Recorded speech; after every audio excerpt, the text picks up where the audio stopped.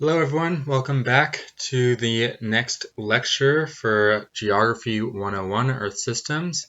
Today we're going to be talking all about petrology, which is the study of minerals in rocks, a subfield of geology. So petrology and knowing about minerals are definitely important for knowing about geography. They dictate where we live and the mountains that form. And so knowing more about how different minerals come to be and their different properties is really important for knowing different cultures and different physical processes on Earth.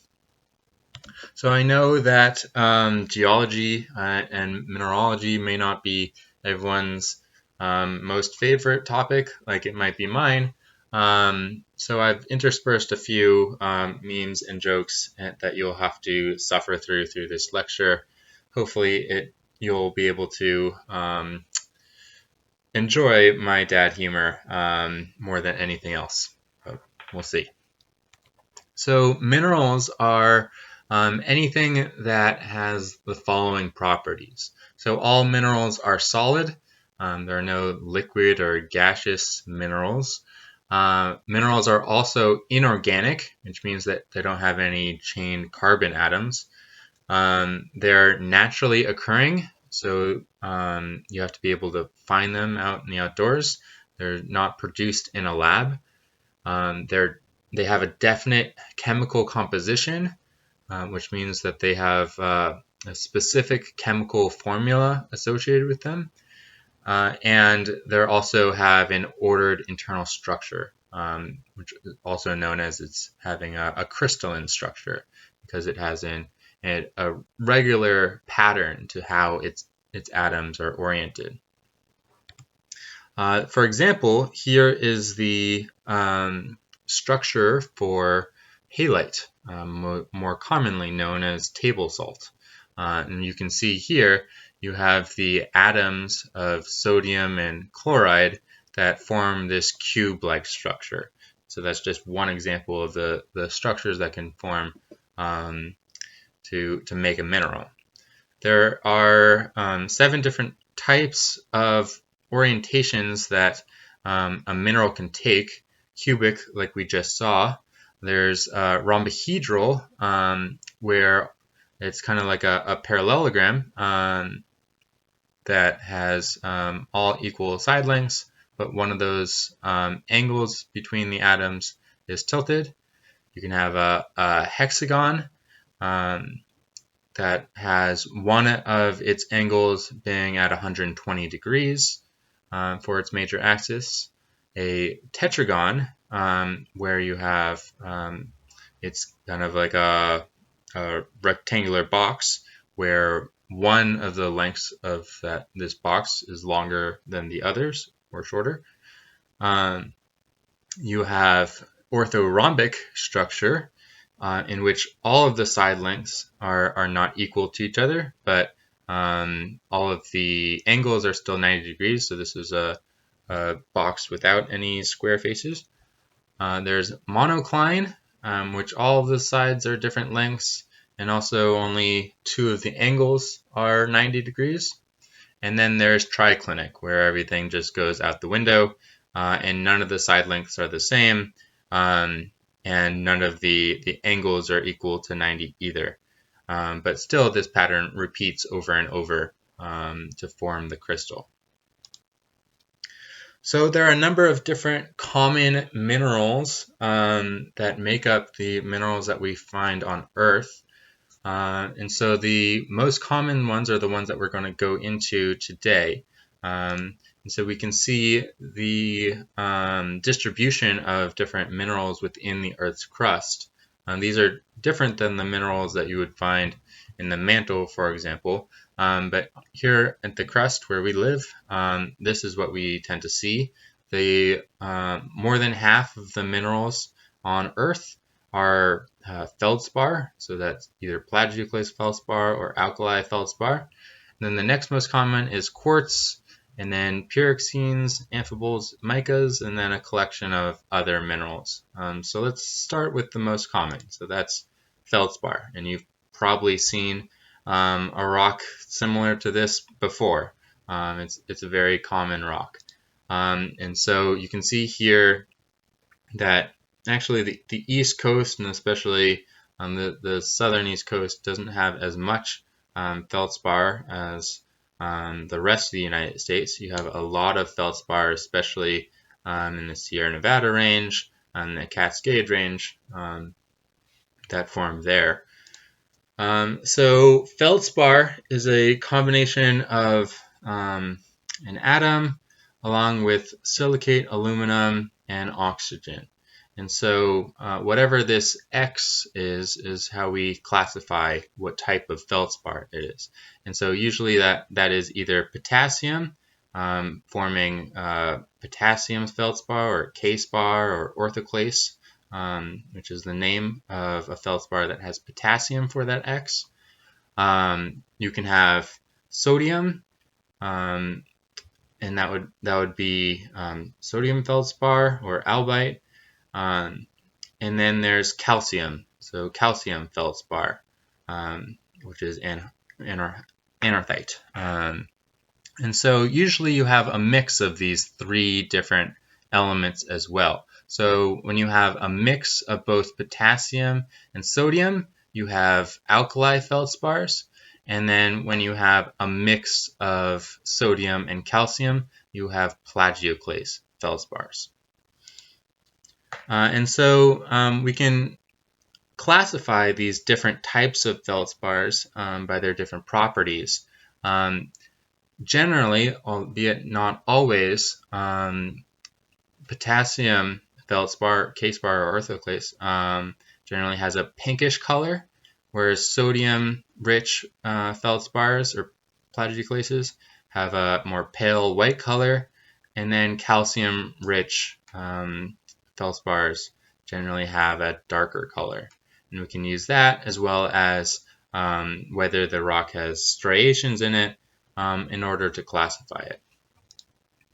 So the chemical makeup and the structure of the atoms are both tri- and monoclinic tetrasilicates, which means that there's these 4 oxygen atoms around a silicon or aluminum atom, and these pyramids form these 6 pyramid rings that interlock with each other, and they form these kind of chains of silicate atoms. The next type of mineral that we are going to talk about is quartz. So you've probably heard of quartz before. If you go into any mineral shop, they're going to have tons of quartz. It's a very beautiful mineral. You can see all the different colors that and varieties that it can form, and this formed by different impurities within the quartz. You can have smoky quartz that's nearly black to rosy quartz that's a brilliant pink color. Albeit completely pure quartz tends to be fairly clearish white color. So quartz is so common because it makes up sand. It's the major component of sand. If you go down to the beach, you're going to be mainly standing on quartz. Quartz has a chemical composition of silicon and oxygen. So that's it. It's just silicon and oxygen together, and it forms these tetrahedra that we just talked about. This pyramids with a 3-sided base of oxygen and silicon. And so these silicates have what's called a tectosilicate structure, which pretty much means that they don't really have much of a structure. They form these small kind of joinings of different pyramids together, but on a larger scale, all these different bundles of silicates are just kind of scattered around, and they don't have that much of a defined structure beyond these smaller tetrahedra that form.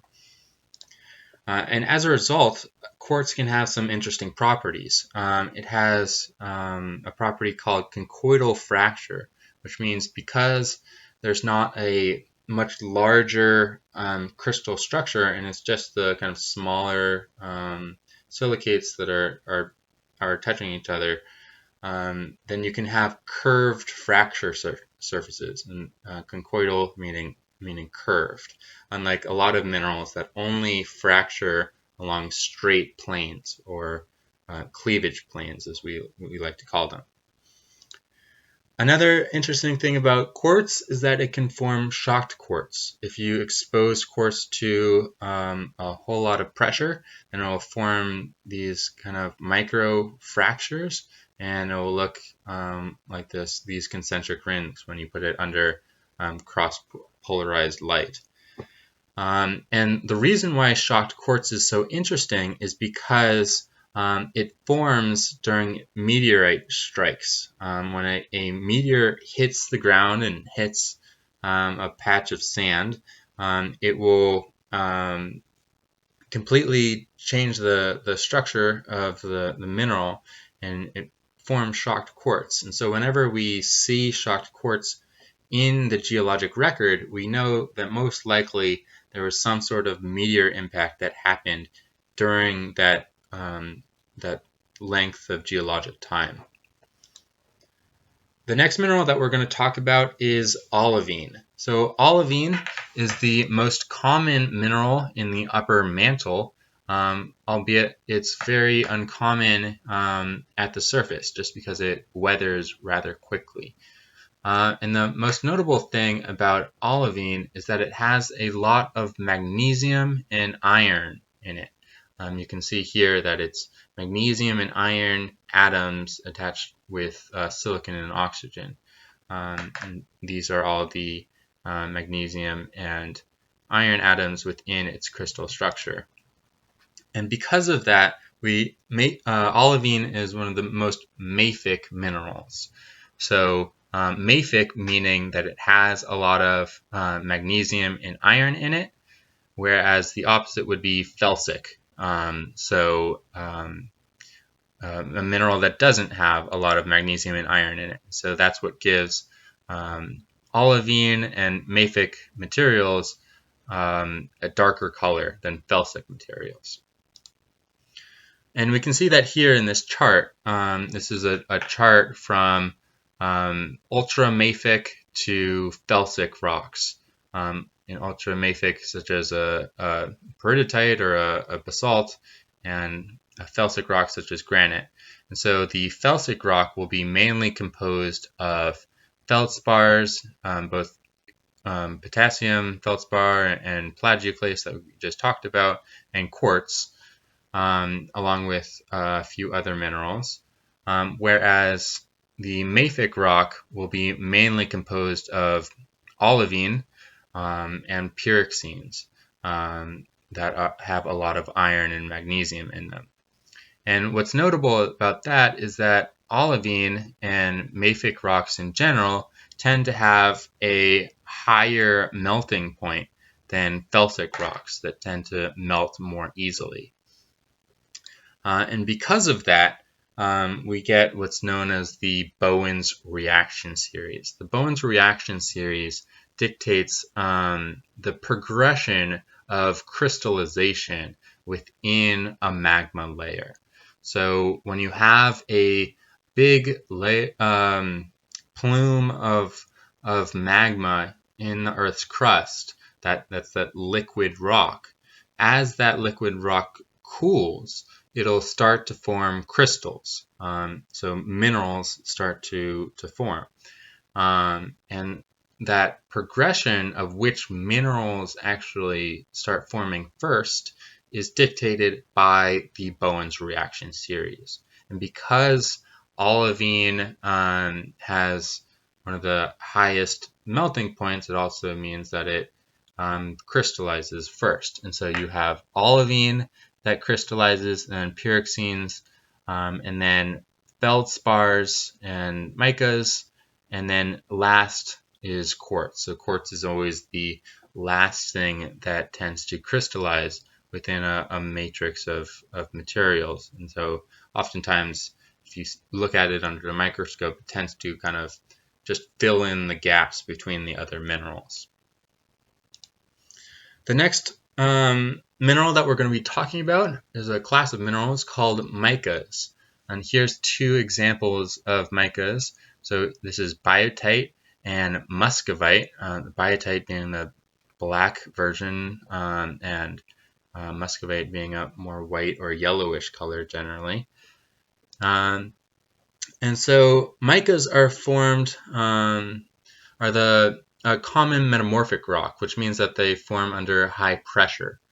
And so you can see here, this is what's known as a schist. So it's a rock that has a lot of micas in it.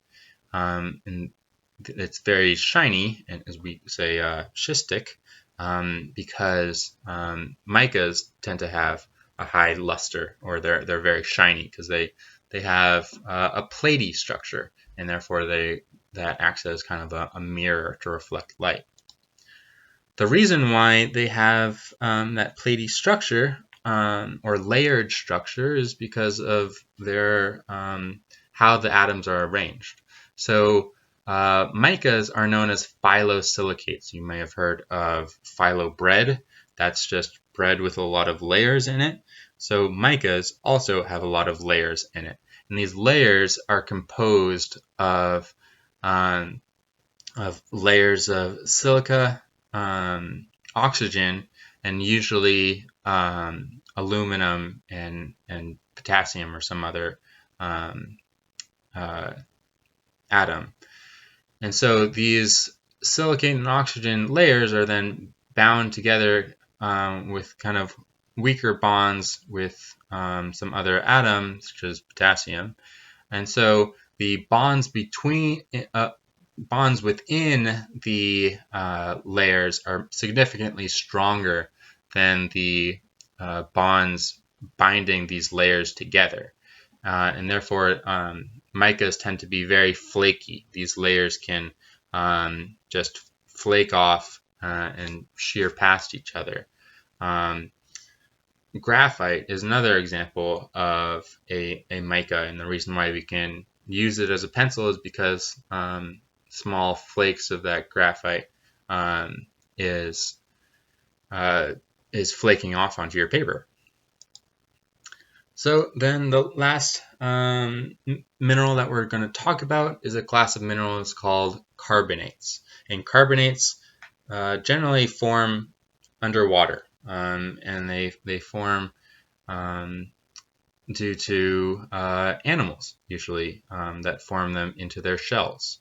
So carbonates have a very simple structure. So it's just some type of element along with carbon and oxygen. So a single carbon and 3 oxygens, the ratio of within this rock. And so, as I said, that these rocks are mainly formed by animals. So shelled animals such as clams or mussels, or smaller animals such as dinoflagellates or much smaller animals generally make their shells out of carbonates, and so they can draw in chemicals from the ocean water and make their shells using this material.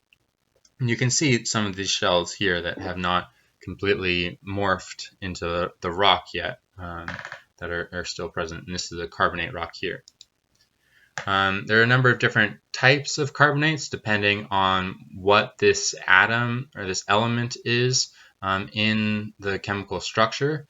Calcite being the most common, which is calcium carbonate, but also aragonite, that's common in your bones, and dolomite as well. This is an example of one of the interesting things about carbonates is that they're soluble in acid. You can see that here. And so as you drop a bit of acid on top of it, it will effervesce or form bubbles as that reaction occurs. And this is really important because remember, we talked about previously that climate change is causing ocean acidification. And so as the ocean gets more and more acidic, these animals have a harder time forming their shells, and they can die off if they experience too much stress and can't make their shells. Additionally, whenever you have carbonates on land and you have acid rain, then you can have a lot of erosion occurring because that acid rain dissolves the rock away. So next, we're going to talk about rocks, which are big collections of minerals. And so we'll take a break and come back to talk about different types of rocks.